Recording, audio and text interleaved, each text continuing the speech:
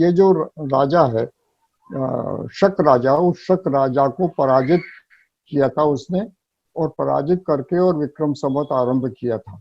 Ceiling प्राप्त हुई, सिक्कों के सांचे प्राप्त हुए और शिलालेख प्राप्त हुए और मूर्तियां ऐसी प्राप्त हुई जिनके ऊपर विक्रमादित्य का नाम लिखा हुआ है। मालवा में, मध्य प्रदेश में, ग्वालियर राज्य में, उज्जैन चूंकि ग्वालियर राज्य में आता था, सिंधिया के राज्य में आता था, तो तत्कालीन शासन ने विक्रमादित्य के सम्मान में 3 ग्रंथ बड़े बड़े प्रकाशित किए। उनमें लेखों का संकलन है। तो एक है हिंदी में विक्रम स्मृति ग्रंथ, एक है मराठी में स्मृति, विक्रम स्मृति, और अंग्रेजी में है विक्रम वॉल्यूम।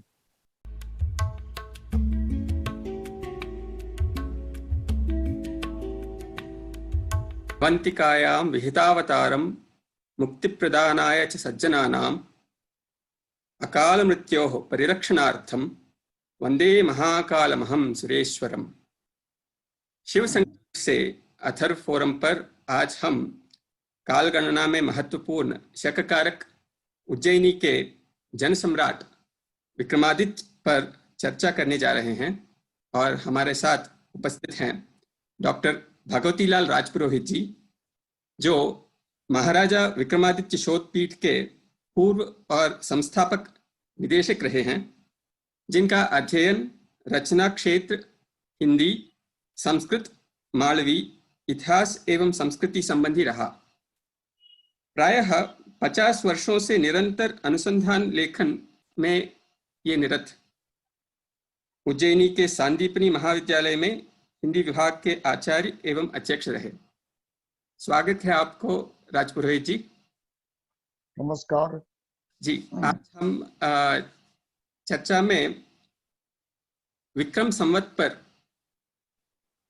जानेंगे और इसके पहले इसकी भूमिका कुछ मैं ऐसा बता दूं। हमारे देश में आजकल की कालगणना, आज अगर देखें, इस वर्ष को हम 2020 कहते हैं, 2020, जो क्रिश्चियन कैलेंडर के अनुरूप है, और अगर सेक्युलर माना जाए तो उसे कॉमन एरा के 2020 कहा जाएगा।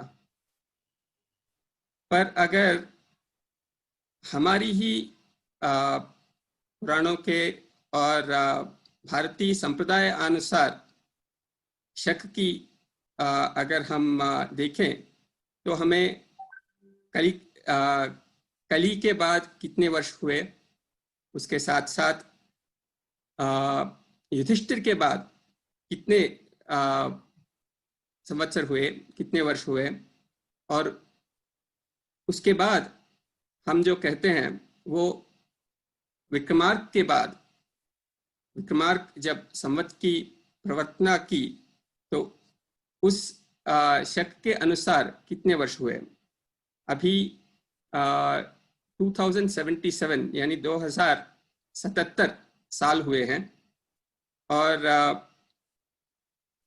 हमारी आधुनिक इतिहास में एक ऐसी विडंबना आई कि ये जो संवत प्रवर्तक विक्रमार्क है, उनको आधुनिक इतिहासकार कहते हैं कि ये एक उज्जैनी में बैठे हुए ज्योतिषाचार्यों की कल्पना में एक पुरुष है। और इस तरह बहुत सारे दिन हमारी ही इतिहास लेखन में ऐसी चर्चा हुई है, और इसको इसके व्यतिरेक में हमारे यहाँ बहुत सारे रिसर्चर्स, अनुसंधानकर्ताएं बहुत कुछ शोध किए हैं, और उसी सिलसिले में हमारे लिए आज के लिए डॉक्टर भगवतीलाल राजपुरोहित जी महाराजा विक्रमादित्य शोध पीठ के आधारित उन्होंने बहुत कुछ ऐसे प्रमाण निकाले जो कहते हैं कि महाराजा विक्रमार्क एक ऐतिहासिक पुरुष है और ये ऐतिहासिकता प्राचीन इतिहास के तहत ही नहीं, आधुनिक इतिहास के तहत भी है। तो हम पहले इस चर्चा में इतिहास चिंतन और उसकी दार्शनिक पृष्ठभूमि जो मैंने प्रोफेसर विश्वंभर शरण पाठक जी, जो गोरखपुर यूनिवर्सिटी के वाइस चांसलर रहे हैं और वहाँ के प्राचीन इतिहास के विभाग के संस्थापक अध्यक्ष, उनके बातों में कुछ कहना चाहता हूँ और इतिहास चिंतन पर थोड़ा गौर देने के बाद हम इस विषय पर चर्चा करेंगे। प्रोफेसर पाठक कहते हैं, आधुनिक इतिहास चिंतन केवल व्यावहारिक सत्ता के विवेचन तक ही सीमित है। पारमार्थिक सत्ता के बोध के लिए आज के इतिहासकार के पास ना तो साधन है और ना उसकी अभिरुचि ही। इस व्यावहारिक सत्ता के ज्ञान के लिए उसके प्रमाण प्रमुखतः लौकिक प्रत्यक्ष और अनुमान ही हैं, और अनुमान भी उन वस्तुओं और घटनाओं का जो प्रत्यक्ष गम्य हो, जो दृश्य हो और दृश्य हो सके।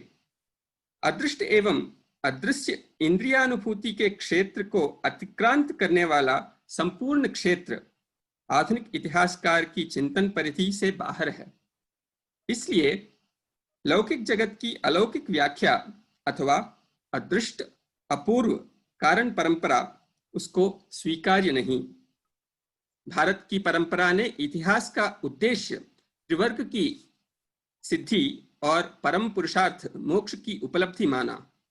इतिहास की व्याख्या ही यह की गई है, धर्मार्थ काम मोक्षाणाम उद्देश्य समन्वितम पूर्ववृत्तम कथायुक्तम इतिहासम प्रचक्षते।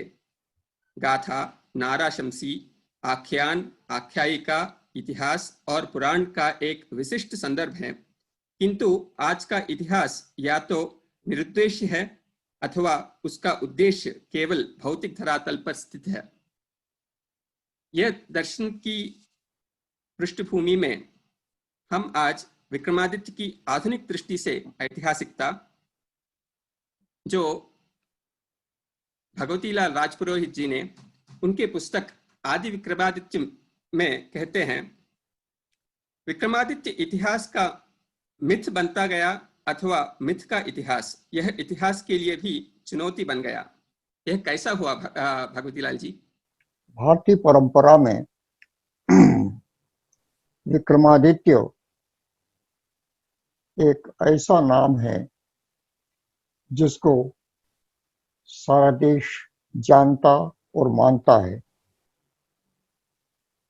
विक्रमादित्य की ख्याति जब से विक्रमादित्य हुआ तब से अब तक महलों से झोपड़ियों तक व्याप्त है। यह उन इतिहास के तथाकथित सम्राटों से बढ़कर प्रतीत होता है जो हमें इतिहास में पढ़ाए जाते हैं आधुनिक समय में। जनता के हृदय में विक्रमादित्य बसा हुआ है। पूरे भारत की पूरी परंपरा, चाहे वो पौराणिक परंपरा हो, चाहे वो लोक परंपरा हो, चाहे वो साहित्यिक परंपरा हो, उन सभी परंपराओं में विक्रमादित्य संबंधी अनेक कथा, कहानियां और तथ्य प्राप्त होते हैं। ज्योतिष में भी उसका अपना महत्वपूर्ण स्थान है। इन सारी स्थितियों के पीछे एक समृद्ध और समर्थ पृष्ठभूमि है और वो है भारतीय परंपरा। हमारे यहाँ जो इतिहास और पुराण की जो पद्धति स्वीकारी गई है परंपरा में, वो ऐसी पद्धति है जिसमें एक दूसरे का अविनाभाव संबंध है। इस संबंध के कारण जिस प्रकार पुराण में हमें कहानियां, भारतीय जो धर्म और संस्कृति है, उन धर्म और संस्कृति की विशेषताओं से लिपटी हुई होती है, उसी तरह से जो हमारे यहाँ का जो इतिहास है प्राचीन, उसकी भी एक दार्शनिक पीठिका रही है। इसीलिए ये रहा है कि इतिहासोपनिषद नाम का एक ग्रंथ भी प्रकाशित है। जी, और एक उस किसने लिखा है जी? नहीं, उपनिषद है वो तो। अच्छा अच्छा। तो इतिहासोपनिषद में मैंने उसको देखा जिज्ञासा से। मैंने कहा कि उसमें कुछ क्या इतिहास के बारे में कहा है। तो वास्तव में वो इतिहासोपनिषद एक दार्शनिक और धर्मशास्त्रीय विवेचन है उसमें। जी तो ये है हमारे यहाँ का इतिहास।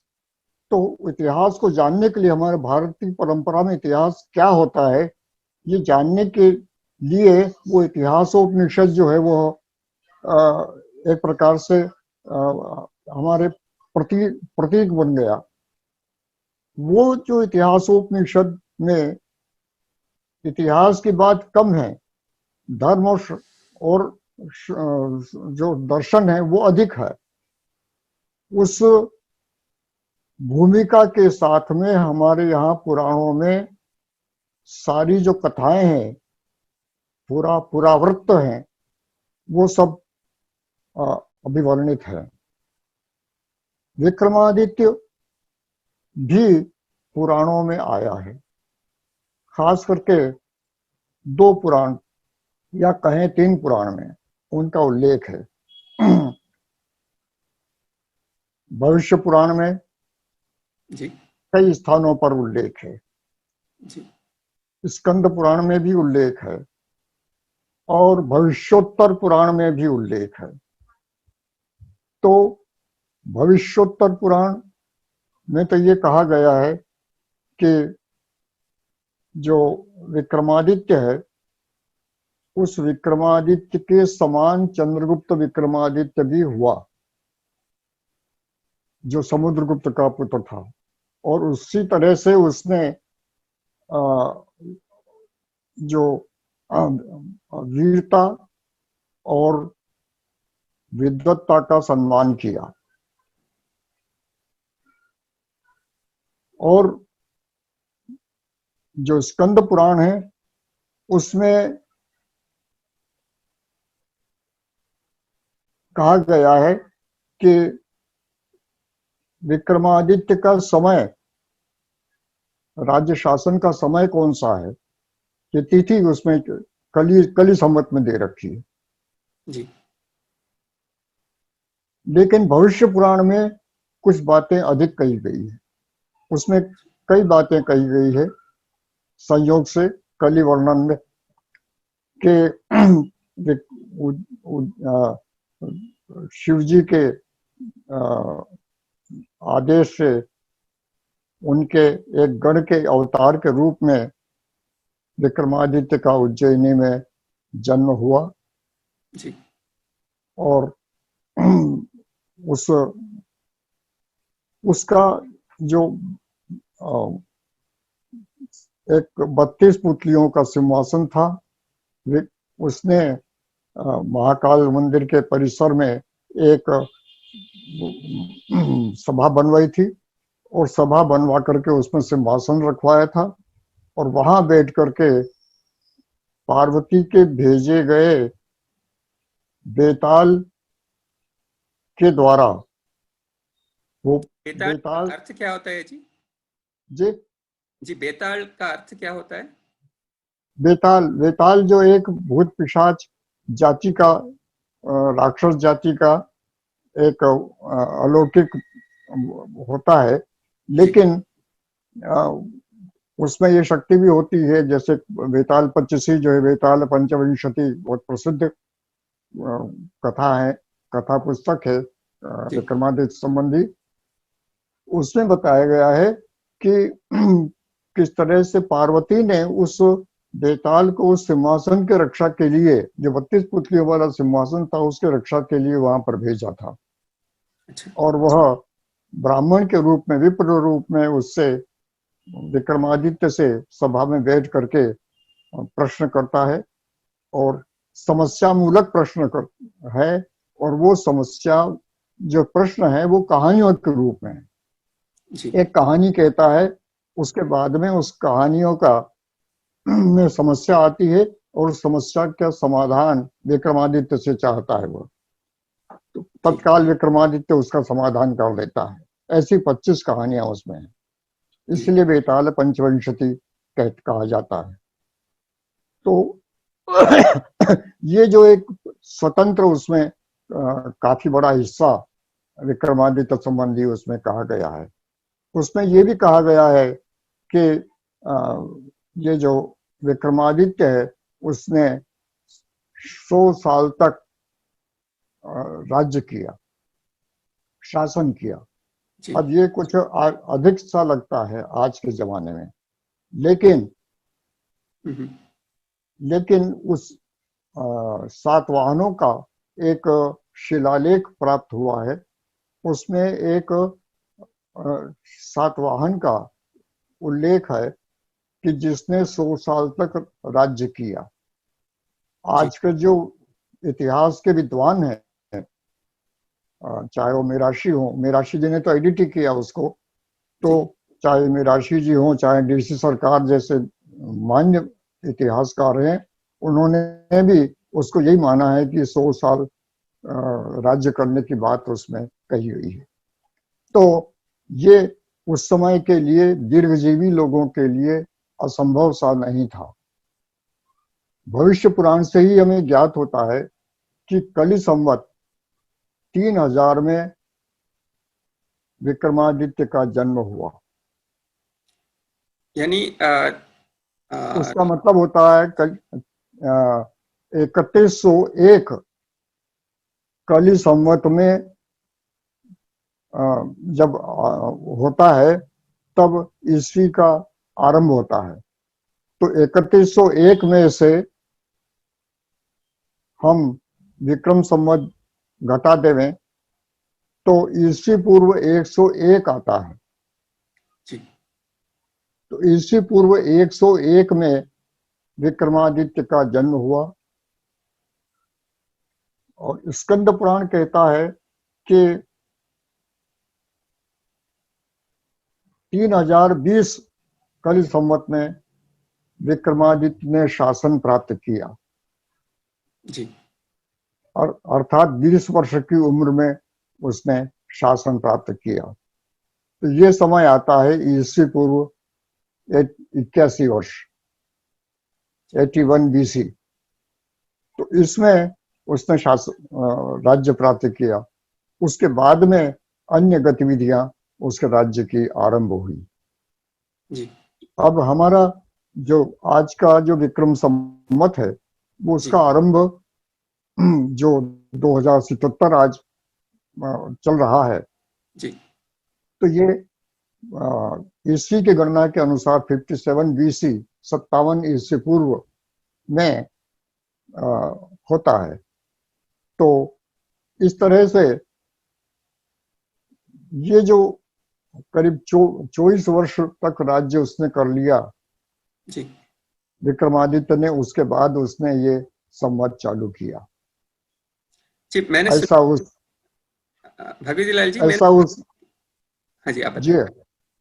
जी मैंने सुना ये ये संवत की प्रवर्तना उन्होंने नेपाल से की है। उन्होंने दिग्विजय की और दिग्विजय के बाद नेपाल में की है। ये इसके बारे कुछ बता सकते हैं?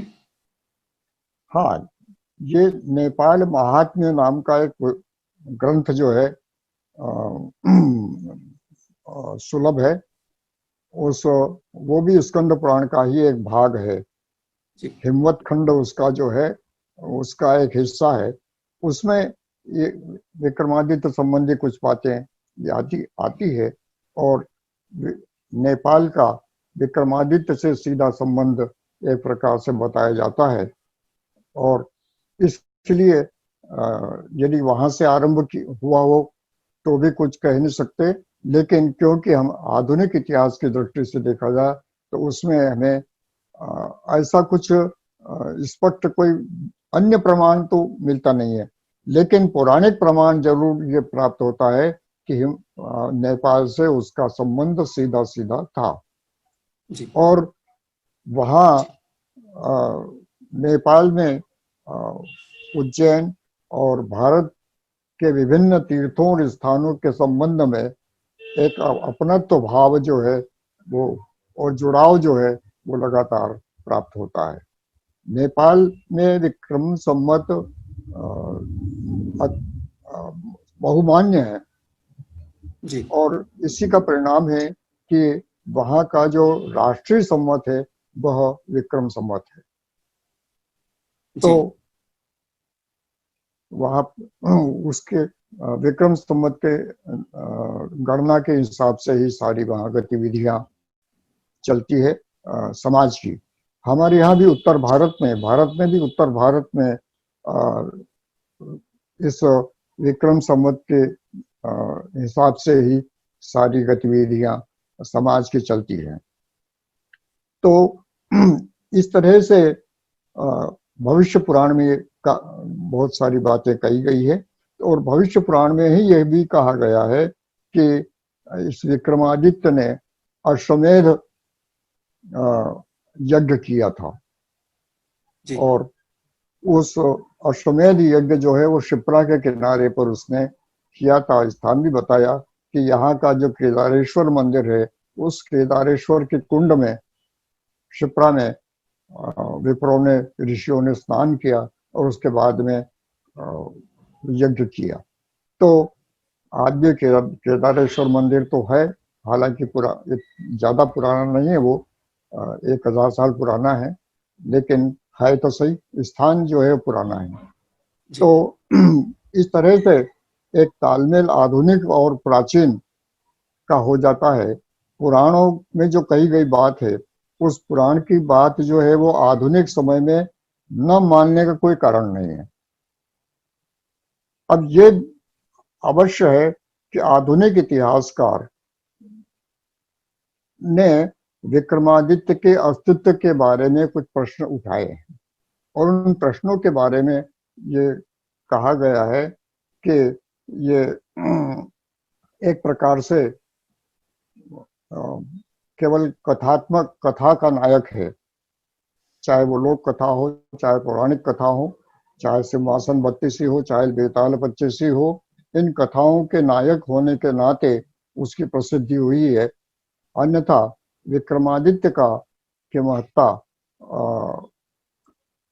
ऐतिहासिक दृष्टि से देखा यदि अन्वेषण किया जाए तो आधुनिक इतिहास के जो मानदंड है उनकी दृष्टि से वो फिट नहीं बैठता है, ऐसा विद्वानों का अभिमत रहा है और प्रश्न उठाए हैं।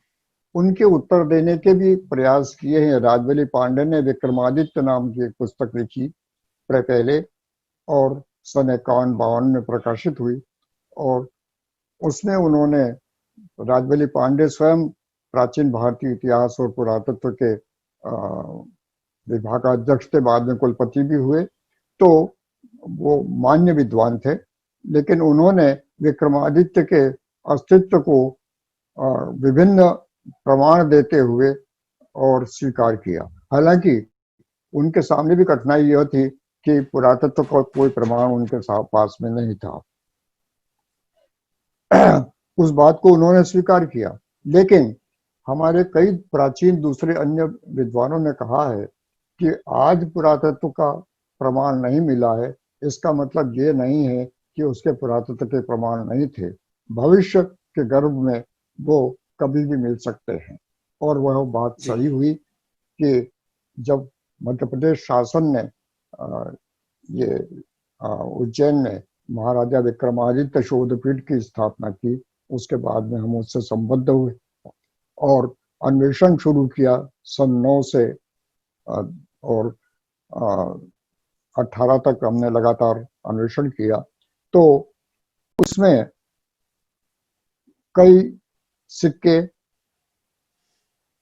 प्राप्त हुए, कई सील्स प्राप्त हुई, सीलिंग प्राप्त हुई, सिक्कों के सांचे प्राप्त हुए और शिलालेख प्राप्त हुए और मूर्तियां ऐसी प्राप्त हुई जिनके ऊपर विक्रमादित्य का नाम लिखा हुआ है। तो जी पुरातत्व के जो विभिन्न जो आधार होते हैं, सिक्के, सील, शिलालेख या मूर्तियां, या तो इस तरह के जो तमाम चीजें जो है वो प्राप्त हो गए हैं और उनके आधार पर हम कह सकते हैं कि विक्रमादित्य ऐतिहासिक दृष्टि से, आधुनिक ऐतिहासिक दृष्टि से भी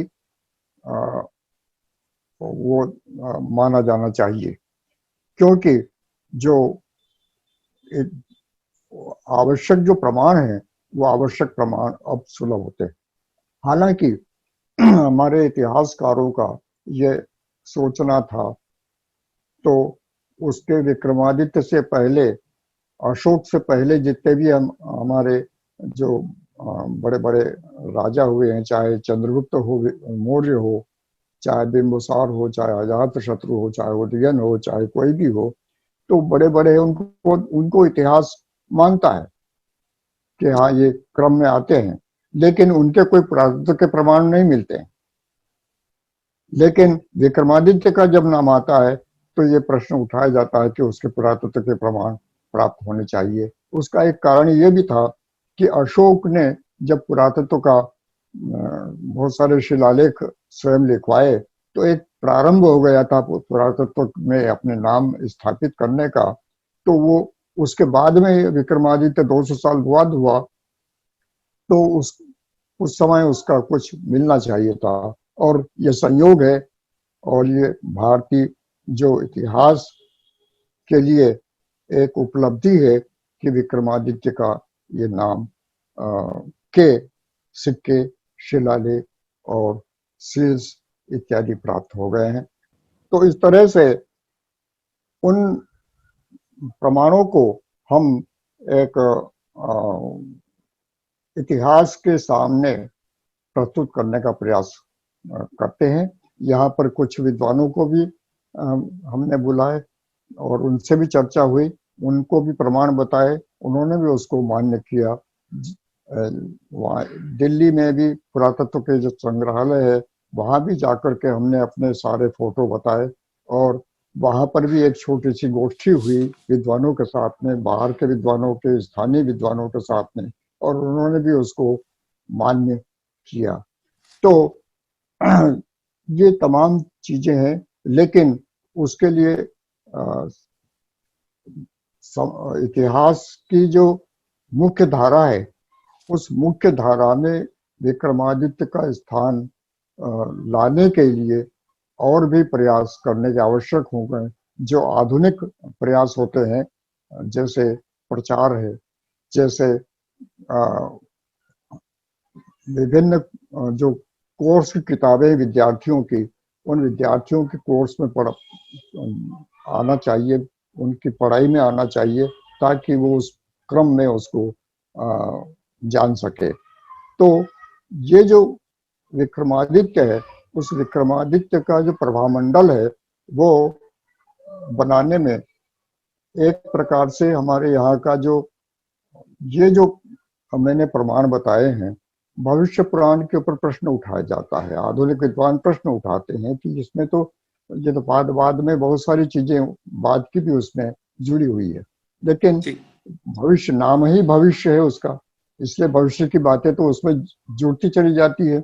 लेकिन जो पार्जिटर इत्यादि जो रहे हैं पुराण के अध्येता, प्रामाणिक अध्येता माने जाते हैं, उन्होंने भी ये माना है कि भविष्य पुराण का आरंभिक रूप जो है ईस्वी की दूसरी शताब्दी में तैयार हो चुका था।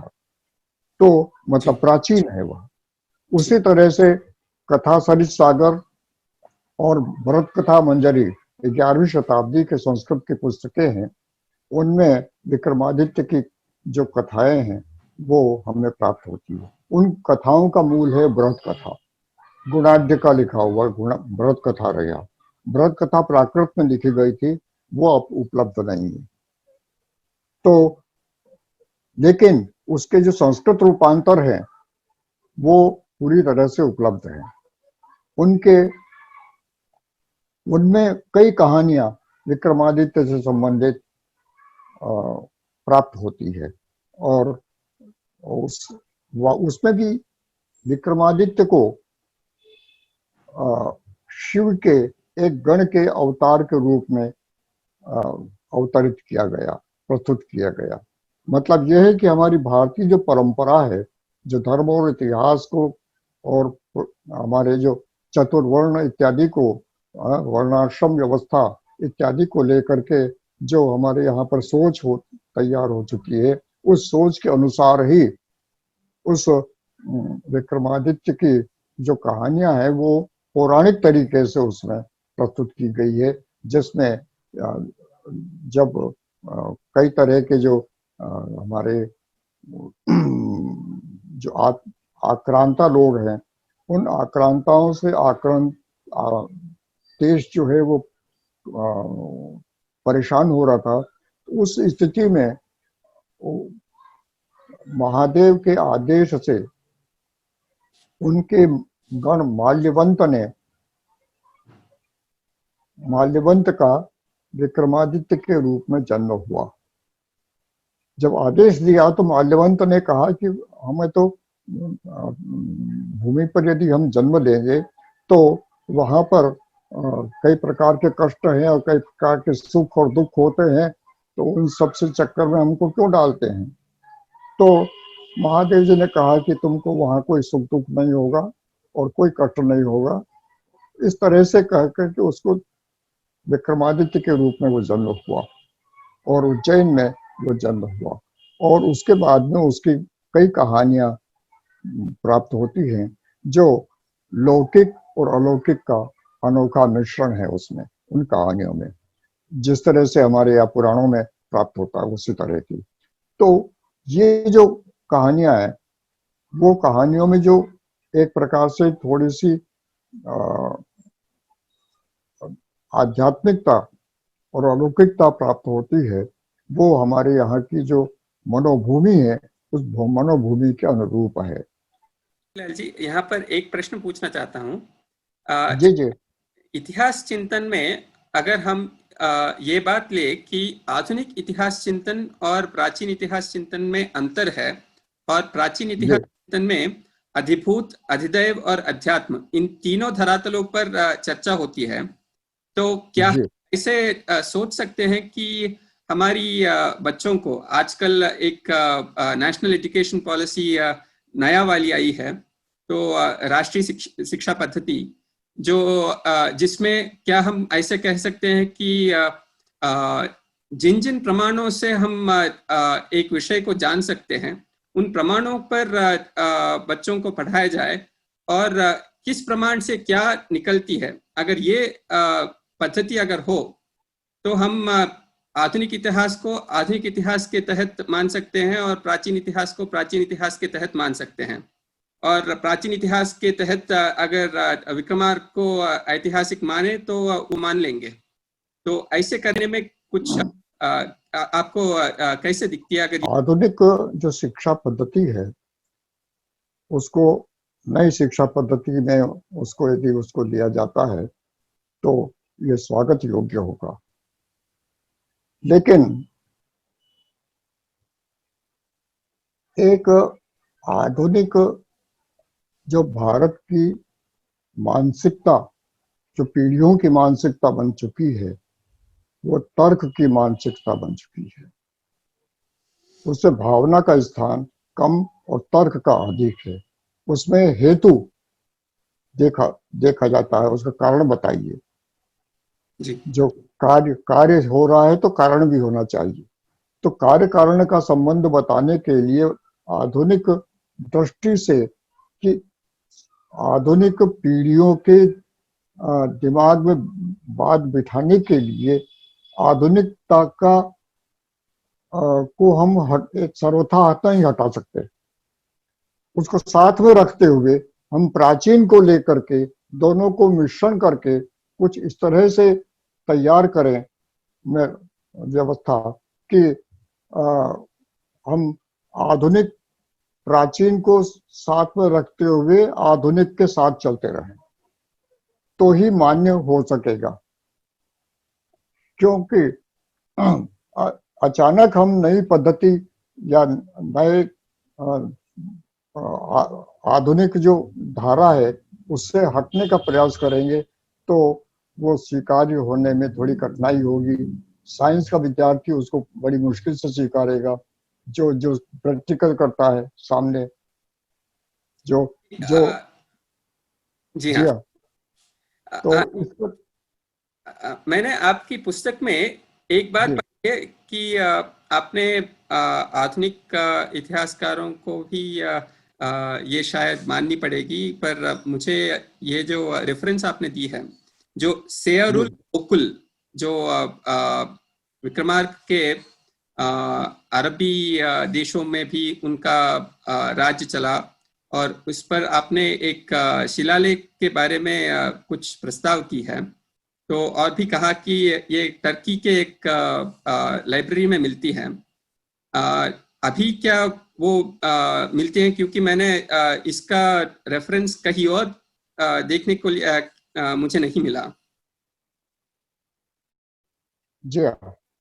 मैंने जो संदर्भ दिया है कि ये संवत 2000 में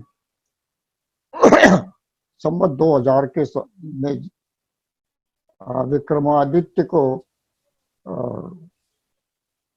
को ध्यान में रख करके और विक्रमादित्य केंद्रित एक भारत में एक उत्सव हुआ था।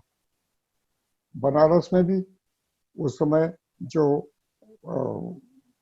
प्राच्य जो होती थी, सम्मेलन होता है, ऑल इंडिया ऑडिटर कॉन्फ्रेंस, उसमें विक्रमादित्य का एक सेशन रखा गया और उस पर चर्चा हुई। उन्हीं दिनों मालवा में, मध्य प्रदेश में, ग्वालियर राज्य में, उज्जैन चूंकि ग्वालियर राज्य में आता था, सिंधिया के राज्य में आता था, तो तत्कालीन शासन ने विक्रमादित्य के सम्मान में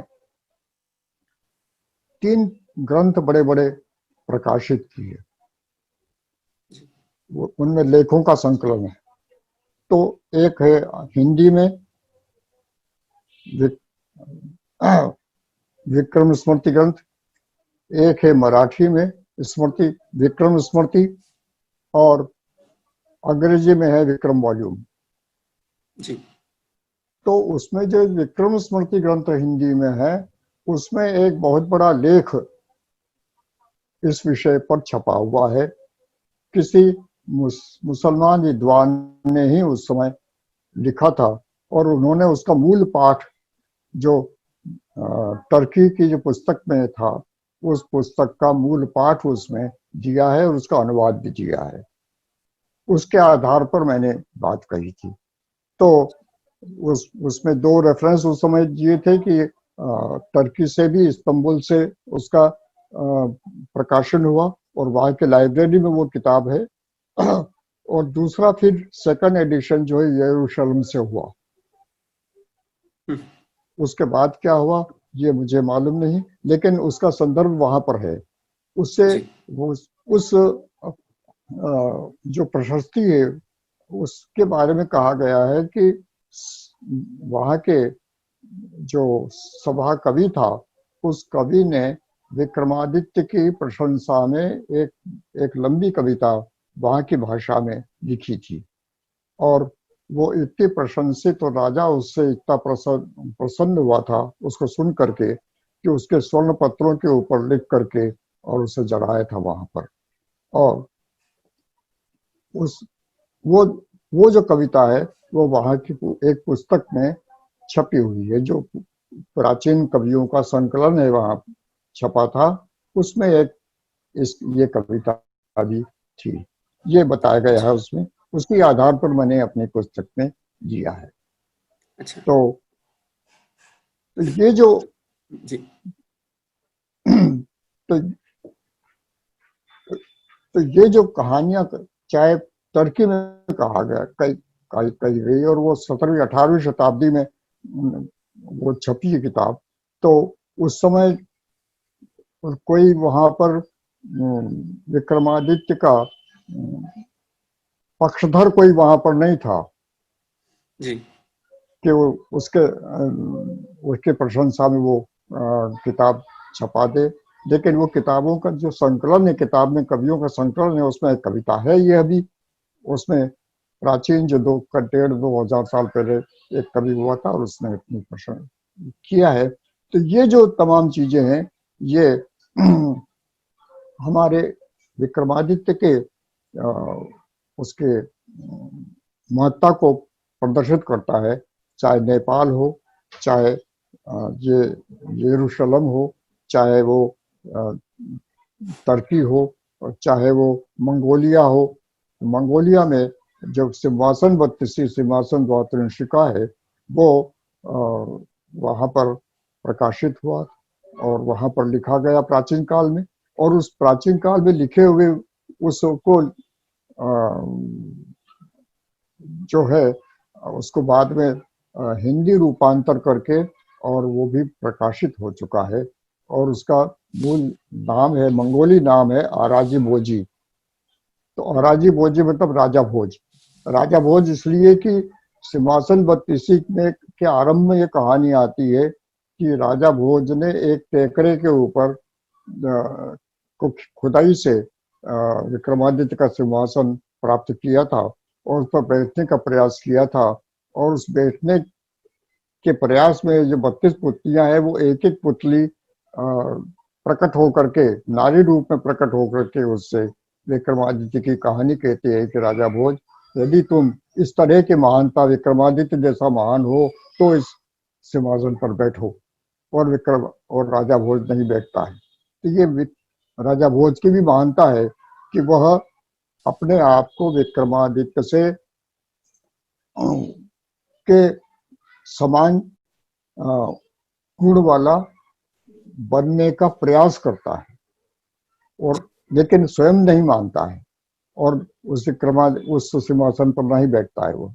तो इस तरह से 32 कहानियां वो है। तो राजा भोज से संबंध भी उसमें जुड़ा हुआ है, इसलिए राजा भोज के नाम से वो कहानी सिंहासन 32 नाम की पुस्तक मंगोलिया से में भी ये लिखी छपी है। है।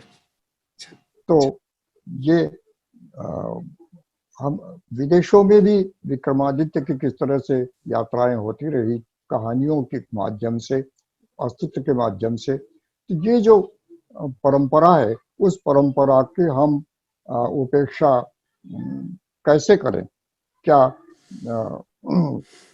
जो समाज है, केवल भारतीय समाज नहीं, भारतेतर समाज जो है, विदेशों में भी विक्रमादित्य की महत्ता स्वीकार की गई है। तो ये जो गुणाढ्य के द्वारा जो लिखा गया बृहत कथा था प्राकृत का, उस प्राकृत के बृहत कथा के रूपांतर, संस्कृत रूपांतर 11वीं शताब्दी में कश्मीर में तैयार हुए। एक का लेखक सोमनाथ था, दूसरा का प्रसिद्ध लेखक क्षेमेंद्र था। क्षेमेंद्र। उसके कुछ समय बाद ही, या जिस समय ये लिखा गया था उसी समय, उन्हीं दिनों में राजा भोज भी उज्जैन में हुए थे, उज्जैन मालवा में हुए थे, धार में हुए थे। तो उन्होंने कई पुस्तकें लिखी। उन पुस्तकों में एक सरस्वती कंठाभरण नाम का पुस्तक जो है वो बहुत प्रसिद्ध है। जी उसमें विक्रमादित्य की प्रशंसा के कई श्लोक हैं उसमें उद्धृत। ये राजा भोज ने उद्धृत किए। यही नहीं, राजा भोज का एक और विशाल ग्रंथ है काव्यशास्त्र का, वो है श्रृंगार प्रकाश, जो काव्यशास्त्रों में सबसे बड़ा ग्रंथ है। तो इसमें एक जगह पर वो कहता है, उदाहरण देता है प्राचीन, कि विक्रमादित्य कालिदास से प्रश्न करता है कि कुंतल का राजा क्या कर रहा है, जी कुंतल का राजा क्या कर रहा है, और वो कालिदास कहता है कि रास विलास में लिप्त है। जी तो विक्रमादित्य कहता है रहे रास विलास में लिप्त वह हमारे भरोसे। मतलब ये है कि वह उसके अधीन था, कुं- निश्चिंत था वो। कुंतलेश्वर दौत्यम जो है वो औचित्य विचार चर्चा में भी आती है क्षेमेंद्र की। औचित्य विचार चर्चा में भी तो स्पष्ट आता है। यहाँ पर कुंतलेश्वर दौत्य औचित्य विचार चर्चा में क्षेमेंद्र ने उसका उल्लेख किया है। जी और उसमें उसमें वो कहता है कि कालिदास जो है वो कहता है कि इस तरह से वो उसके लिए उचित आसन नहीं दिया गया, तो उस उसने भूमि पर बैठना ही ज्यादा उचित समझा कालिदास ने। इस तरह जी का श्लोक भी उसमें प्राप्त होता है। और औचित्य विचार चर्चा में कुंतलेश्वर दौत्य पुस्तक का नाम है। श्रृंगार प्रकाश ने पुस्तक का नाम नहीं दिया है, लेकिन अच्छा कुंतलेश्वर क्या कर रहा है ये कालिदास से पूछा जाता है। तो इन जी दोनों संदर्भों को, क्षेमेंद्र का और राजा भोज के संदर्भों को मिला करके आप एक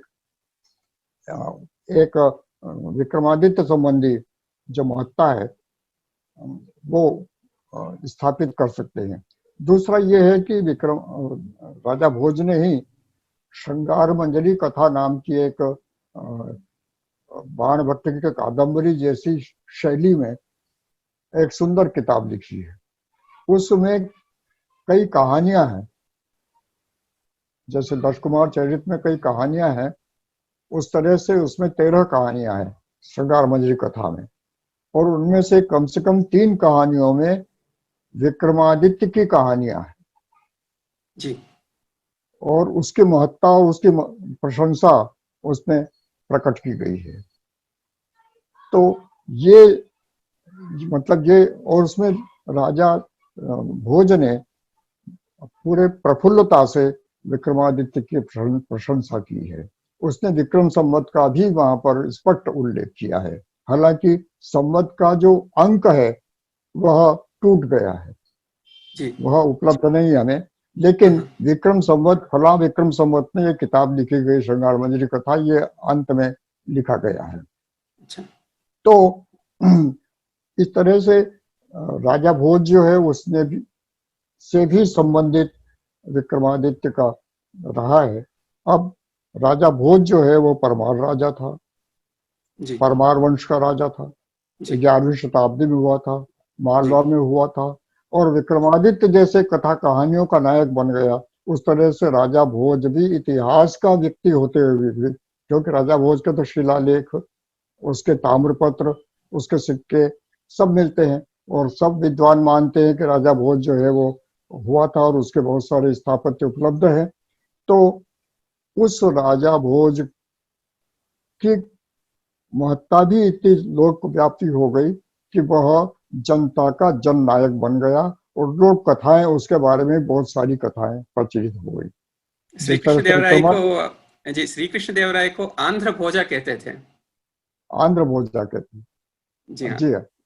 अ, तो जी मुझे आप जो जब कुंतलेश्वर दौत्य पे गौर की है तो कालिदास की प्रसक्ति आई तो जब हम विक्रमार्क की सोचते हैं तो नवरत्न की भी सोचनी चाहिए। और नवरत्न की प्रशंसा और उनकी नाम ये सब कालिदास का रचा हुआ ज्योतिर्विदाभरणम नामक ज्योतिष ग्रंथ से मिलते हैं। जी और ज्योतिर्विदाभरणम को आधुनिक इतिहासकार शायद कालिदास की नहीं मानती। इस पर भी थोड़ा कुछ बताइए। ये जो सारे संदर्भ मैंने बताए, उसी संदर्भ में भी अब हमें आगे देखना होगा कि ज्योतिर्विदाभरण जो कालिदास का रचित लिखा गया है, पुस्तक में कहा गया है कि मैं राजा विक्रमादित्य का बहुत ही प्रशंस आत्मीय जन था यह। और उसके द्वारा प्रशंसा प्राप्त व्यक्ति था और उसने ये ज्योतिर्विदाभरण ग्रंथ राजा विक्रमादित्य की निर्देश पर लिखा गया। तो ये जो उसमें संबंध भी लिखा है कि ये किताब कब लिखी गई।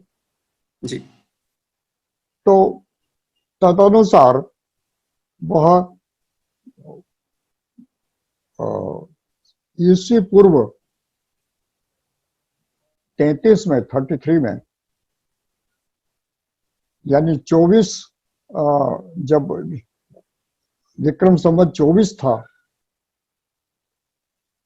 तब यह ज्योतिर्विदाभरण लिखा गया। ये उस पुस्तक में लिखा है जी। विक्रम संवत 24 में ज्योतिर्विदाभरण लिखा गया। उस ज्योतिर्विदाभरण में विक्रमादित्य संबंधी बहुत सारे संदर्भ महत्वपूर्ण प्राप्त होते हैं और ऐसी सूचनाएं प्राप्त होती है जो अन्यत्र प्राप्त नहीं होती। जी ये ज्योतिष का ग्रंथ है, उसमें केवल तथ्य लिखे जाते हैं। ज्योतिष में केवल कल्पना की कहानियां नहीं होती है, काल्पनिक कहानियां नहीं होती, उसमें तो तथ्य होता है कि सूर्य है तो है, चंद्र है तो है, तो उसमें उसी तरह से सूर्य और चंद्र जैसे सही होता है उसी तरह से अन्य बातें भी सही होनी चाहिए। तो उसका जो अंतिम अध्याय है वो पूरी तरह से विक्रमादित्य को समर्पित है।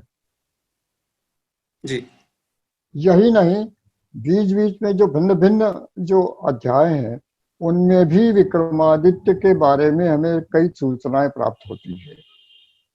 तो उनसे ज्ञात होता है कि विक्रमादित्य के रत्न 9 थे। धन्वंतरि क्षपण कामर सिंह शंकु वेताल भट्ट घट करपट कालिदासा वरामिहिर और वरुचि। ये जो 9 रत्न हैं ये उसके विक्रमादित्य के सभा में थे, लेकिन इसके सिवाय भी बहुत सारे कवि थे जी और उनका भी उसमें नाम दिया गया है। उसके सिवाय उन्होंने कहा कि कई ज्योतिषी थे, उनके नाम भी उसमें दिए गए हैं। तो एक विद्वानों का बहुत बड़ा मंडल उसमें दिया गया है। तो और यह भी बताया गया है कि उस राजा का के राज्यसभा में बड़े बड़े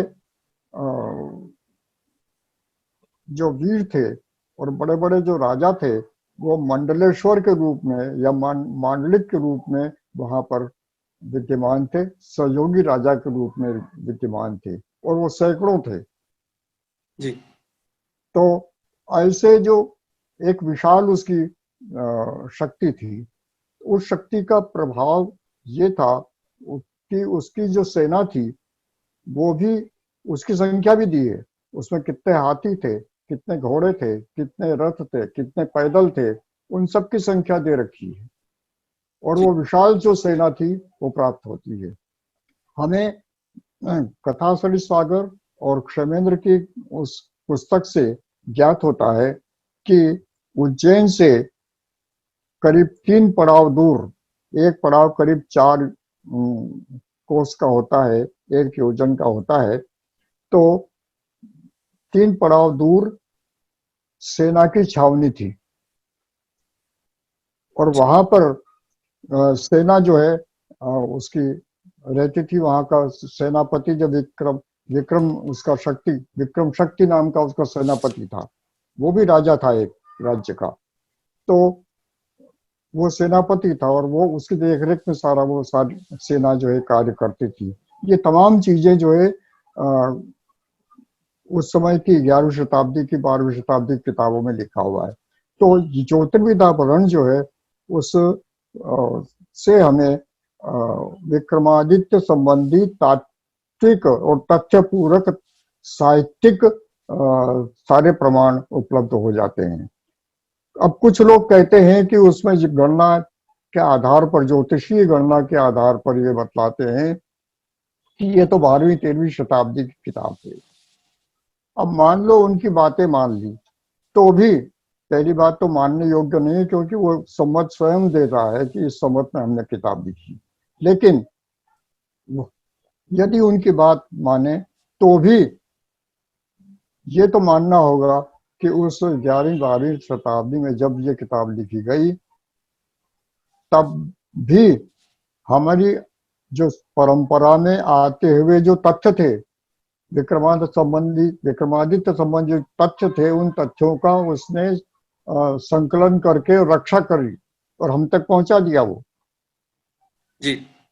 हमने उस राजा और के ज्योतिर्विद्याफलम में तो आपको भविष्य की भी वाणी सुनाई देती है, जिसमें युधिष्ठिरो विक्रम शालिवाहनो नराधिनाथो विजयाभिनंदनः इमेनु नागार्जुन मेदिनी विभर्बली क्रमात् शककारकाः कलौ। कलयुग के 6 शककार की भी उन्होंने प्रस्ताव की है। तो इस पर भी थोड़ा आप बताइए। इनमें क्या है कि जो युधिष्ठिर है, उससे पहले के जो है उनके बारे में तो हमें कुछ मालूम नहीं है। जी युधिष्ठिर जो है वो तो द्वापर में हो गए हैं। जी और तो ये जो है युधिष्ठिर जो सम्मत है वो और कलि सम्मत, ये लगभग एक ही है। और पुराणों में जो सम्मत की जो संख्या प्राप्त होती है, गिनती प्राप्त होती है, वो प्रायः कलि सम्मत होता है, यानी युधिष्ठिर सम्मत होता है। तो उस हिसाब से ही सारी गणना होती है। तो ये जो है युधिष्ठिर सम्मत, जो युधिष्ठिर प्रसिद्ध राजा पांडव था, उसने राजसूय यज्ञ किया, विदेशियों को पराजित किया था। उसने भी बहुत सारे जो राजा थे विदेशी, उन्हें संख्या बताई है, महाभारत में सारी कथाएं प्राप्त होती है, जी उनको भी पराजित किया था और राजसूय यज्ञ किया था। तो उसने संवत चलाया। उसके बाद में विक्रमादित्य ने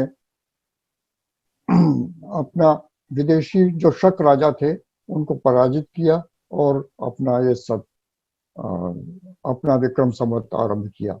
विक्रम संवत को कृत संवत और मालव संवत भी कहते थे, उनके शिलालेखों में ये नाम प्राप्त होते हैं। तो ये जो इसके बाद में फिर 135 वर्ष बीत गए, तब शक संवत आरंभ हुआ और शक शालिवाहन वो कहलाता है, यानी शालिवाहन राजा ने उसको आरंभ किया था, तो शकों को पराजित करके।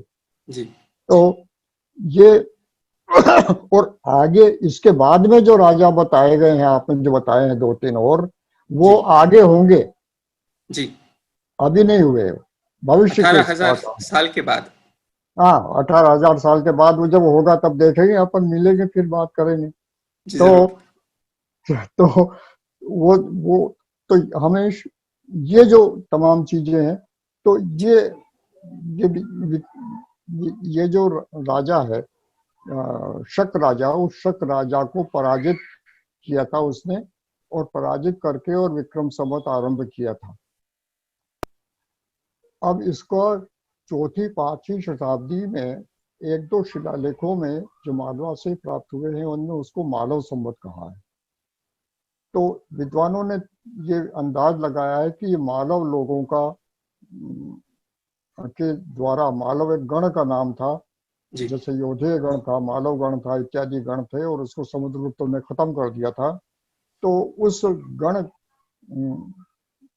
के नायक के द्वारा ये विक्रमादित्य उस गण का नायक होगा, और इसलिए इस का नाम मालव संवत भी रखा गया गण को। इसी तरह से उसका नाम कृत संवत भी था। तो कृत जो है, ये साहित्य में तो कहीं नाम मिलता नहीं है, लेकिन वो शिलालेख में उसको कृत संवत भी कहा गया है। कोटा के आसपास और अन्यत्र जो है 2-3 शिलालेख मिले, प्राचीन 3री शताब्दी को मिले हैं। फिर मंदसौर से मिला है 5वीं शताब्दी का, उसमें भी उसको कृत कहा है। तो कृत गिनती के हिसाब से देखें तो कृत, मालव और विक्रम संवत एक ही संख्या के हैं। जी तो तीनों मिलकर के एक हैं। अब प्रश्न उठता है कि इनका कृत और मालव को नाम क्यों रखा। तो मालव तो इसलिए विद्वानों ने अंदाज लगाया कि शायद मालव गण का ये नायक रहा होगा और उनके सहयोग से शकों को पराजित किया, तो इसलिए मालव नाम भी चला उसका। अब कृत नाम जो है वो इसलिए कि कृत जो है विक्रमादित्य का एक नाम भी रहा है। ये उसके सील है, उसके सिक्कों के ऊपर कृत विक्रम नाम प्राप्त कई शिलालेखों, कई उसमें सीलों के ऊपर और कई सिक्कों के ऊपर प्राप्त होता है। मतलब विक्रम और कृत दोनों एक ही है। कृत उसकी उपाधि थी क्योंकि उसने अपने राज्य शासन ऐसा किया था कि सारी प्रजा प्रसन्न थी और सब ये मानते थे कि ये तो कृतयुग आ गया, जी। मतलब सतयुग आ गया। तो उस परंपरा में शायद उसका नाम कृत भी रहा और उसको कृत भी एक अपनी उपाधि के रूप में उसने स्वीकार किया था। तो उसलिए उस संवत का नाम कृत संवत भी कहते रहे। तो इस कृत संवत, विक्रम संवत, इसके जो विक्रमादित्य के जो सिक्के मिलते हैं, वो शिलालेख मिलता है, उसमें भी उल्लेख है। ये महत्वपूर्ण बात है। उसके जो दो, एक सील और एक जो सिक्का है, उसके ऊपर लिखा गया है रुद्र रुदस मह, रुदस, प्राकृत में है, रुदस मह व 10, रुद्रस्य मोह, रुद्र का महोत्सव, वर्ष 10, वह मतलब वर्ष 10। जी। तो ये दोनों दोनों सिक्के पे और सील के ऊपर प्राप्त होता है। इसी तरह से एक शिलालेख के ऊपर जो उज्जैन के पास में 10 किलोमीटर दूर एक मंदिर है, उसमें जो शिव जी के जलाधारी उसके ऊपर अंकित है, उसमें लिखा गया है, उसमें दोनों शब्द है, मालव भी शब्द है उसमें और विक्रम भी है। विक्रम मतलब विक्रम, और वर्ष लिखा गया है उसमें 8। जी। तो विक्रम संवत 8 में वह जो मंदिर है या वो जो प्रतिष्ठा है वो हुई है शिवलिंग की। तो ये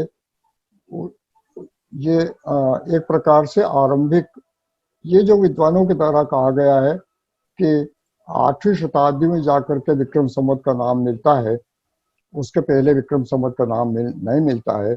ये संवत 8 में ही विक्रम नाम उज्जैन के एक मंदिर में प्राप्त हो जाता है। तो विक्रम नाम भी उस समय संवत का नाम था।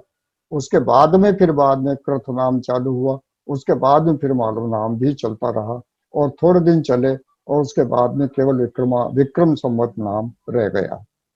यहाँ पर मुझे आपसे एक प्रश्न करनी है। अगर हम पुराणों को देखें तो वहाँ पर शालिवाहन को प्रमरवंशी ही माना है, जैसे कि भविष्य पुराण में, और आधुनिक काल और हमारी राष्ट्रीय जो कैलेंडर है, नेशनल कैलेंडर, उसमें भी शका कैलेंडर मान ली है।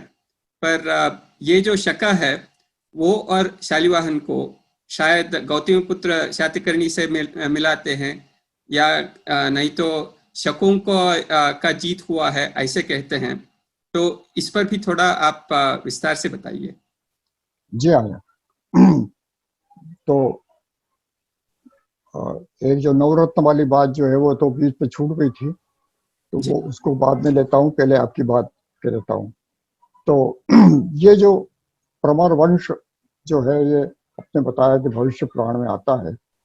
भविष्य पुराण में जो इसको जो प्रमर वंश कहा गया है, और उसमें ये भी कहा गया है, अभी मैं देख रहा था यहाँ के उज्जैन जिले से एक हस्तलिखित जो किताब प्राप्त हुई है चारणों भाटों की, उसमें वंशावली प्राप्त होती है। वंशावली प्राप्त होती है, उसमें बताया गया है कि ये जो मौर्य प्रमर मौर्य था, और उसके बाद में वंशावली आरंभ हुई। जी तो मौर्य मतलब मौर्य, जी तो एक तरह से ये हो जाता है कि मौर्य वंश का ही मौर्य वंश जो है परमार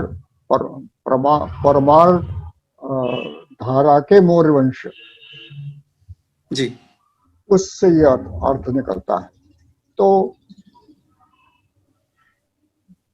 और इधर चित्तौड़ के आसपास तो बाद में 7वीं 8वीं शताब्दी तक मौर्य वंश चलता रहा। लेकिन ये परमार वंश जो है, ये परमार वंश में ये राजा हुआ, विक्रमादित्य को भी परमार वंश का मानते हैं। वो परमार वंश दर्पण नाम का एक ग्रंथ बीकानेर से प्रकाशित हुआ है। उसमें एक परमार, ये जो विक्रमादित्य है, ये जो भर्तरी है, इन तमाम सबको जो ये मानते हैं। तो जी यहाँ तक कि हमारे जो मध्य प्रदेश के एक राज्यपाल थे सन 91 में, वो मुसलमान थे और मेरठ के आसपास के थे। जी उन्होंने अपनी जो वो प्रकाशित करवाई है, क्या नाम, वंशावली, और वो वंशावली जो है वो भाट चारणों की किताब से लेकर के प्रकाशित करवाई है, और उसमें भी उनको जो है परमार वंश का बताया गया है। और उसमें बताया कैसे 14वीं-15वीं शताब्दी में उनके पूर्वज जो है वो हिंदू से मुसलमान बने। और उनका कहना था, उनसे मेरी साक्षात भी चर्चा हुई थी, उनका कहना था कि हमारे परिवार में तो वही परंपराएं जो है, वैवाहिक परंपराएं वगैरह जो है उसी तरह से चलती है, जो जैसी परमाणु में चलती है। हम लोग जो है उन परंपराओं को मानते हैं। तो ये तमाम चीजें जो है, परमाणु का संबंध इनसे रहा है। और लेकिन बीच में कुछ ऐसी अव्यवस्थाएं हुई कि भुला दिए गए। जैसे राजा भोज जो है वो भी परमार था, जी लेकिन उसने अपने शिलालेखों में या पुस्तक में ये कहीं नहीं लिखा कि विक्रमादित्य हमारे पूर्वज था। जी है ना? यदि उसको नहीं तो विक्रमादित्य को बड़ा गौरव दिया उसने, लेकिन ये नहीं लिखा कि ये हमारा वंश का पूर्वज था। तो ये निगेटिव प्रमाण है, पॉजिटिव प्रमाण नहीं है ये, इसलिए इतना मजबूत नहीं है, लेकिन एक कहने के लिए कहा जा सकता है। तो ये जो शालिवाहन हुआ है, उस शालिवाहन ने शक जो है संवत आरंभ किया, ये भी माना जाता है। और ये शालिवाहन जो है, इसने भी शकों को पराजित करके या संवत आरंभ 135 ईस्वी में किया था। जी 78 ईस्वी में, 78 में, और विक्रम संवत से 135 वर्ष बाद। जी तो ये है। लेकिन उसके साथ में अब इसके बाद में आपके वो नवरत्न वाली जो कथा है उसके जी साथ में आता हूँ कि वो जो नवरत्न थे, उनमें से जो ये कहते हैं कि जो नवरत्न है, ये इस तरह के नाम जो है प्राप्त नहीं होते हैं, केवल ज्योतिर्विदारण के सिवाय कई नाम प्राप्त होते नहीं होते। यदि ज्योतिर्विदारण ने हमें वो सारे नाम एकत्र करके और हम तक पहुंचा दिए हैं, तो ये बहुत बड़ी उसकी महानता है। तो लेकिन बोध गया से 948 ईस्वी का एक शिलालेख प्रकाशित है, 100 साल पहले प्रकाशित है, और उसमें लिखा गया है कि विक्रमादित्य के नवरत्न में से एक अमरदेव ने कोश लिखा। अमरदेव मतलब वो अमर सिंह ने, अमर सिंह, अमर कोश, ये लिखा 948 ईस्वी में, ये लिखा गया। तो ये शिलालेख ही प्रमाण हो गया। इसके बाद में क्या हुआ कि सुबंधु का जो सुबंधु का वासुदत्ता जो कथा आख्यान है, कथा है, तो उसके आरंभ में 10 श्लोक उसने प्रस्तावना में दिए हैं। उस प्रस्तावना के श्लोकों में एक श्लोक उसमें कहा गया है कि विक्रमादित्य ने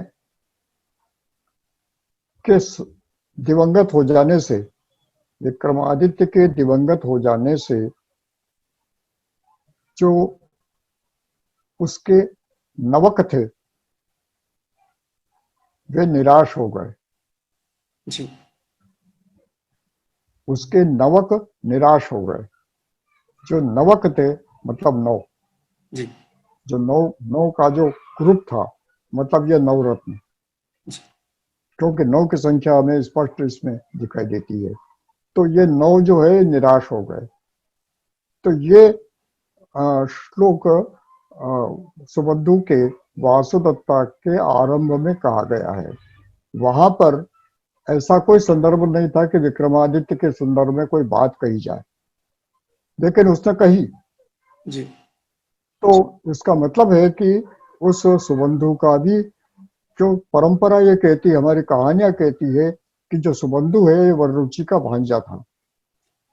जी और ये संयोग है कि इतना बड़ा विद्वान था वह, जी और इतना बड़ा विद्वान था, और सुबंधु के जो 3 ताम्रपत्र है वो महेशमती से प्राप्त हो चुके हैं, प्रकाशित है।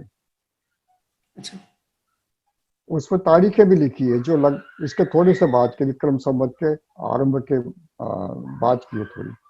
तो इस तरह से एक साहित्य और पुरातत्व, इन दोनों का जो तालमेल है वो होता हुआ दिखाई देता है। एक चीज और है, और वो ये है कि राजा भोज ने ही नहीं, कथा सागर में भी और अन्यत्र भी, अवंती सुंदरी कथा में भी प्राप्त होता है कि एक मूलदेव नाम का एक बहुत बड़ा चरित्र था, जो चतुर्भाड़ी में भी, जो शूद्रक का एक चतुर्भाण है, उसका वो महत्वपूर्ण पात्र रहा है। तो उस मूलदेव जो धूर्त चूड़ामणि कहते था, धूर्त चूड़ामणि मतलब बहुत अधिक चालाक। तो ये जो था, इसका उल्लेख अवंती सुंदरी कथा में दंडी ने भी किया है। और इस मूलदेव के से संबंधित कुछ नायक नायिकाएं, उसका मित्र था, उसका भाई भी, कुछ जगह कहा कि उसका भाई भी था और मित्र था, वो शश था। इस मूलदेव के सिक्के मिल गए हैं, इसका इसके सील मिल गई है, और पात्र के ऊपर नाम भी प्राप्त हो गए हैं, और सब इससे पूर्व प्रथम शताब्दी की ब्राह्मी लिपि में है। जी उसका जो मित्र है शश, उसके उल्लेख कई जगह है। विरामीर ने किए हैं अपने पंच महापुरुष की चर्चा करते समय, शश की महत्वपूर्ण चर्चा की और कहा है कि वह ये जो पश्चिम सीमांत प्रदेश है उसका वो राजा होगा। और सचमुच जो सीमांत प्रदेश है, यानी काबुल और पेशावर के आसपास का जो क्षेत्र है, वहां से कुछ सिक्के प्राप्त हुए तक्षशिला से, कि उनके ऊपर शश का नाम लिखा हुआ है, राजा शश। जी ये पहले सेनापति था वहां पर और बाद में राजा हो गया। तो उसी तरह से एक जो स्त्री थी उज्जैन की, विपुला, उस विपुला का उल्लेख सांची के जो दान पत्र हैं, दान लेख हैं, शिलालेख, उनके ऊपर प्राप्त होता है। उज्जैन की विपुला के द्वारा दिया गया दान, अच्छा और वो उसी समय की लिपि में है। तो ये जो एक सहयोगी बहुत सारे जो नाम हैं उस समय के, उस वो प्राप्त होते हैं, और उनसे भी उसकी पुष्टि होती है कि विक्रमादित्य और उसके जो सहयोगी लोग हैं, उन सहयोगी लोगों के द्वारा इस तरह से उस समय का युग बनाया गया है। तो ये जो नवरत्न थे, इसमें हमारे ज्यादातर रत्नों के वेताल के हमें किताब मिलती है, उनकी जो कविताएं प्राप्त होती है। वेताल पच्चीसी भी कहा जाता है कि उसी के द्वारा लिखी गई है। उसी तरह से वेताल भट्ट घटकर्पर का काव्य तो प्रसिद्ध है। तो धन्वंतरी प्रसिद्ध है। धन्वंतरी क्षपणक का जो कोश और व्याकरण की किताबें जो है वो कही जाती है, कोश प्रकाशित है, उसका छोटा सा कोश है। तो धन्वंतरी क्षपणक अमर सिंह का प्रसिद्ध ही है। शंकु का हमें कुछ अधिक विशेष ज्ञात नहीं है। उसके बारे में कहा जाता है कि बहुत बड़ा संगीतज्ञ था, लेकिन अभी उसकी कुछ प्राप्त करना शेष है। तो वररुचि के तो बहुत साहित्य मिलता है, कई किताबें प्राप्त होती है छोटी छोटी। तो और चाहे संस्कृत की हो, चाहे प्राकृत की हो, चाहे वेदांग की हो, तो और वरावीर तो प्रसिद्ध है ही। तो इस तरह से, और कालिदास तो उनमें सिरमौर है, सब जानते हैं उनको। तो इस तरह के जो महान जो लेखक थे, साहित्यकार थे, ग्रंथकार थे, उन लोगों को आश्रय दे करके और सर्वोत्तम लिखवाने की उसने और लिखने की उसने चेष्टा की गई, जो आज भी वो सर्वोत्तम ही माने जाते हैं। वराहमिहिर जैसा कोई ज्योतिषी नहीं, कालिदास जैसा कोई कवि नहीं। तो इस तरह से सर्वमान्य है ये। और वररुचि, उसके बारे में तो चतुर्भाणी कहती है कि वारुचम काव्यम, वररुचि के कविताएं पढ़ पढ़ करके लोग जो है कवि बन जाते थे। और पतंजलि ने वारुचम काव्यम का उल्लेख किया महाभाष्य में। तो इस तरह से अब प्रश्न उठाएंगे कि पतंजलि तो पहले हो चुका है, वो विक्रमादित्य से, वो कैसे हट गया, तो ये प्रश्न उठेगा। लेकिन ऐसा नहीं है। अवंती सुंदरी कथा में आता है कि मूलदेव पाटलिपुत्र गया और वहां पर अंतिम मौर्य राजा के राज्य में आग लगा दी, प्रज्वलित मौर्य राज्यम। तो आग लगा दी मतलब उसको अव्यवस्थित कर दिया। उसके बाद में पुष्यमित्र ने उस पर हमला किया और उसको राजा को मार डाला, और मौर्य राजा को ये। और बाद में पुष्यमित्र ने किसी युद्ध में मूलदेव को मार डाला। अच्छा। अब पुष्यमित्र मूलदेव को यदि मारता है तो दोनों समकालीन हुए, और मूलदेव और पुष्यमित्र समकालीन है। और ये ऊहा तो कर सकते हैं। और मूलदेव जो है विक्रमादित्य का सभासद था। तो इस तरह से ये सब एक समय के हैं। और वो पुष्यमित्र है, उसकी यज्ञ कर रहा है पतंजलि। यह पुष्यमित्रम याजयामः महाभाष्य में। तो वो सब, ये चाहे विक्रमादित्य हो, चाहे पुष्यमित्र हो, चाहे पतंजलि हो, चाहे कालिदास हो, ये सब समकालीन है। ये हो सकता है कि पुष्यमित्र और पतंजलि वरिष्ठ थे जी, और ये उम्र में कम होंगे, ये तो संभव है। जैसे आज जो है एक नया लेखक होता है और उसके सामने जो है आदर्श के रूप में 80-90 साल का एक लेखक होता है। तो दोनों समकालीन तो हुए, लेकिन उम्र का अंतर होता है, ये संभव है। लेकिन ये विक्रमादित्य, पुष्यमित्र, पतंजलि, कालिदास इत्यादि समकालीन थे। ये क्योंकि पुष्यमित्र की जो सील प्राप्त होती है उस पर भी लिपि वही है, ब्राह्मी लिपि का वही समय है जो मूलदेव की लिपि का है। जी, राजपुरोहित जी, हमारे लिए अभी सिर्फ 5 मिनट बचे हैं। तो मैं चाहता हूँ कि अब हम एक बात तो यह है कि हमारे यहाँ जो भी प्रमाण मिले हैं उनमें सामंजस्य साधना आसान काम नहीं है।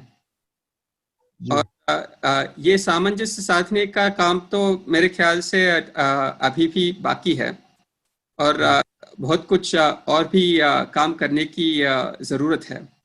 जी जी बहुत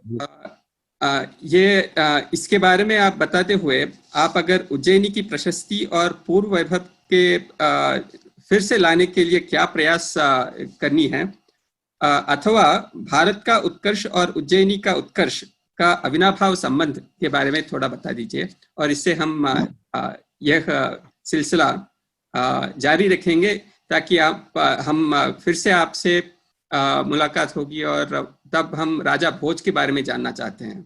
जी जी। तो विभिन्न प्रकार के जो प्रमाण प्राप्त होते हैं, उन प्रमाणों को चाहे पुरातत्व के हो, साहित्य के हो, पुराणों के हो और लोक कथाओं के हो। लोक कथाओं में भी बहुत सारी चीजें प्राप्त होती है और उनमें भी वो छाया प्राप्त होती है। तो उन सब में तालमेल होना बहुत आवश्यक है। तो इस तालमेल के लिए हमारे जो प्रयास है वो सतत होते रहना चाहिए, और उसके लिए एक दूसरे को मिला करके पुष्टि की जा सकती है कहानियों के द्वारा, उनकी तथ्यों के द्वारा। तथ्य और पुरातत्व और साहित्य, इन दोनों को मिला करके यदि आप काम करेंगे तो बहुत सारी चीजें, केवल पुरातत्व पे चलेंगे तो काम अधूरा रहेगा, केवल साहित्य पर चलेंगे तो भी सर्वमान्य नहीं हो पाएगा। इन दोनों को मिला करके और आगे बढ़ेंगे तो कुछ रास्ते बनेंगे। अब बचा उज्जैनी। तो उज्जैनी तो क्या है कि सप्त भारत के सप्तपुरियों में से एक है। अयोध्या, मथुरा, माया, काशी, कांची, अवंतिका, पूरी द्वारावती चैव सप्तैते मोक्षदाय कहा। तो ये जो 7 पुरियां हैं, ये भारत की सांस्कृतिक राजधानियां हैं। तो उनमें से एक उज्जैनी भी है। ये एक महत्वपूर्ण बात है कि अयोध्या एक रामायण के कारण बहुत प्रसिद्ध रही और वहां की राजधानी रही। उसके बाद में माया जो हरिद्वार है माना जाता है, वो भी प्रसिद्ध है, लेकिन केवल तीर्थ के कारण। मथुरा वो भी एक राजधानी रही है और ऐतिहासिक राजधानी भी रही है। और उसके बाद में दूसरे जो है काशी, वो भी आज भी प्रसिद्ध है। कांचीवर आज भी प्रसिद्ध है। अवंतिका, उज्जैन आज भी प्रसिद्ध है, और द्वारिका भी आज भी प्रसिद्ध है। तो इस तरह से ये तमाम चीजें जो है ये मिलकर के एक समग्र रूप बनता है। एक इसके साथ ही मैं ये बता देना चाहता हूँ कि उज्जैन में थोड़ा सा बीच में रह गया था, एक वाक्य में बता देना चाहता हूँ कि शक जो राजा ने आक्रमण किया था वो पश्चिम से आए थे। उसमें जो किस राजा ने आक्रमण किया था उसके सिक्के भी प्राप्त हो गए हैं, उसके शिलालेख भी मालवा में और उज्जैन में प्राप्त हो गए हैं। तो वो भी हमने प्रमाणित कर दिया है। तो ये तमाम चीजें जो साथ में लेकर के पुरातत्व आज की मानसिकता के अनुरूप उसकी प्रसिद्धि, क्योंकि सुप्रीम कोर्ट भी ने भी उस अयोध्या के मामले में पुरातत्व को प्रमाण माना, तो वो उसको नकार नहीं सकते। तो वो भी है। और उज्जैन की जो गौरव गाथा है वो एक अलग पूरी कथा है और इतनी व्यापक है कि उसको संक्षेप में भी कह पाना कठिन है। लेकिन ज्योतिर्लिंग महाकाल उसके धुर में है, केंद्र में है, और ये महाकाल जो है ये समय की गणना के मुख्य बिंदु हैं। काल एक गणना का मुख्य केंद्र भी उज्जैन रहा है, और इसीलिए उज्जैन में स्थित होने के कारण महाकाल भी अत्यंत प्रसिद्ध है। धन्यवाद। बहुत बहुत धन्यवाद राजपुरोहित जी। मैं भी महाकालेश्वर की प्रार्थना करता हूँ। वायु पुराण में कहा गया है कि कालचक्र प्रवर्तको महाकाल प्रतापनः। तो उस महाकाल को नमस्कार करते हुए हम इस कार्यक्रम को समाप्त करते हैं। धन्यवाद।